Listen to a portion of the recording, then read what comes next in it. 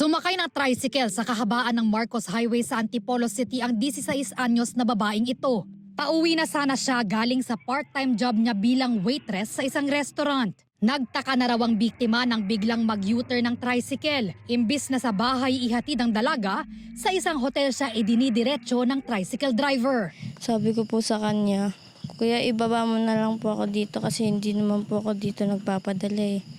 Tapos ang ginawa niya naman po, binilisan niya po lalo yung takbo. Ayon sa barangay, unang pumasok sa hotel ang lalaki at maya-maya, binalikan na niya ang babae sa labas. Ayon sa barangay, kasintahan ng menor de edad ang pakilala ng tricycle driver sa kahera na itinanggi ng biktima. Nakahingi pa raw ng tulong ang biktima sa group chat nilang magkakamag-anak. Nakipag-usap na raw sila sa pamunuan ng TODA para matukoy ang lalaki sa tulong ng body number ng tricycle.